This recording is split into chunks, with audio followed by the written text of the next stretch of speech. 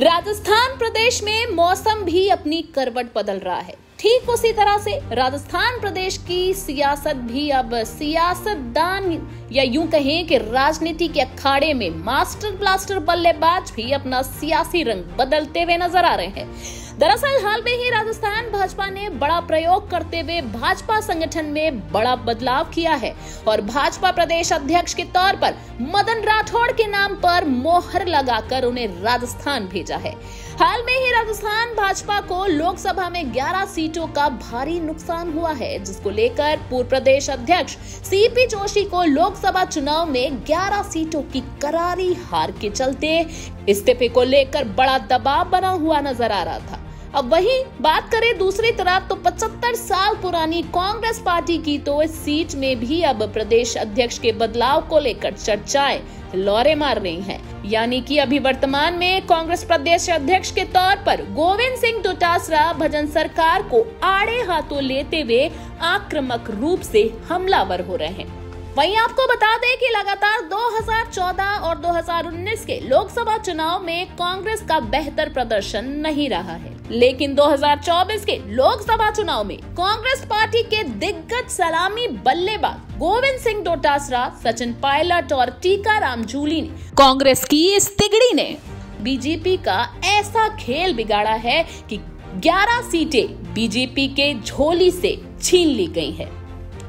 हालांकि इस बार लोकसभा चुनाव में कांग्रेस का बेहतर प्रदर्शन रहा है, लेकिन अब ऐसे कई सियासी कारण हैं जिसको लेकर कांग्रेस पार्टी भी प्रदेश अध्यक्ष के बदलाव को लेकर सियासी मंथन कर रही है।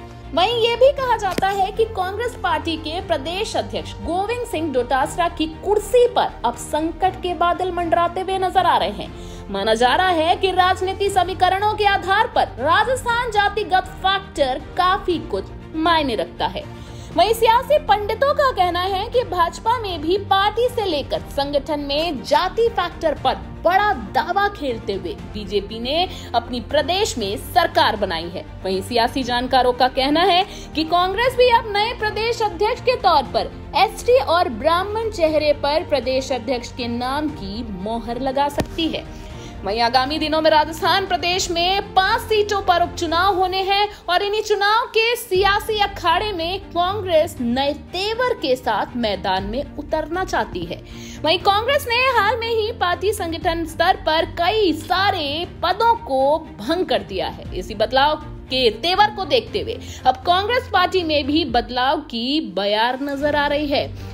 इसके भी कई सियासी समीकरण हैं। लोकसभा चुनाव के बाद सचिन पायलट एक बार फिर से राजस्थान के सियासत में अपने तीखे तेवर के साथ लौट आए हैं। वहीं पायलट इन दिनों राजस्थान में सक्रिय होते भी नजर आ रहे हैं, साथ ही जनता के मुद्दे भी उठा रहे हैं, जिससे उनकी पार्टी में खासी मजबूती नजर आ रही है। सचिन पायलट इन तेवरों को देखते हुए पार्टी अब एक बार फिर सचिन पायलट को नई जिम्मेदारी दे सकती है। वहीं दूसरा कारण है कि जातिगत समीकरण को साधना।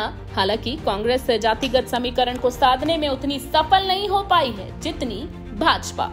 वहीं तीसरा कारण है कि लोकसभा चुनाव में कांग्रेस पार्टी को 11 सीटों पर जीत मिलना, जिसको लेकर कांग्रेस पार्टी में उत्साह नजर आ रहा है। आगामी 5 सीटों पर होने वाले उपचुनाव में कांग्रेस तेवरों के साथ 5 सीटें अपने पाले में करने की जुगत में लगी हुई है।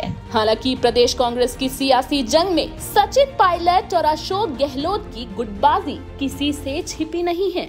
वहीं इन दिनों अशोक गहलोत का स्वास्थ्य ठीक नहीं होने के चलते कांग्रेस के कार्यक्रमों में गहलोत की अनुपस्थिति कई तस्वीरें साफ कर रही है। कांग्रेस आलाकमान प्रदेश अध्यक्ष के तौर पर जातिगत फैक्टर पर दांव खेलते हुए बदलाव की तस्वीर तैयार कर रही है।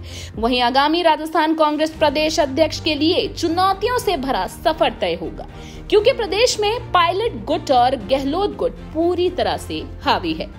भले ही कांग्रेस पार्टी विधानसभा चुनाव में सत्ता से बाहर हो गई हो, लेकिन अब एक बार फिर से प्रदेश में 5 सीटों पर होने जा रहे उपचुनाव और एसटी और ब्राह्मण चेहरे पर प्रदेश अध्यक्ष के नाम का दांव खेलते हुए कांग्रेस पार्टी जातिगत समीकरण को अच्छे से भुनाना चाहती है। अगर ब्राह्मण चेहरे की बात करें तो सबसे पहले विधानसभा पूर्व स्पीकर सीपी जोशी और चिकित्सा मंत्री रघु शर्मा का नाम सबसे आगे चल रहा है। हालांकि सीपी जोशी सोनिया गांधी से लेकर प्रियंका गांधी, राहुल गांधी और अशोक गहलोत के बेहद करीबी माने जाते हैं।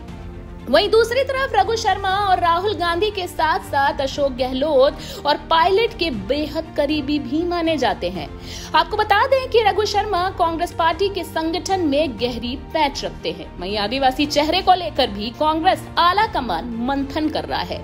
वहीं बीजेपी पार्टी संगठन में बड़े बदलाव के बाद अब कांग्रेस में कौन सा बड़ा बदलाव होगा और प्रदेश अध्यक्ष के चेहरे को लेकर किस नाम पर मोहर लगती है, इस तस्वीर को देखना भी दिलचस्प होगा। न्यूज़ 21 जयपुर के लिए सुरेंद्र सोनी की खास रिपोर्ट।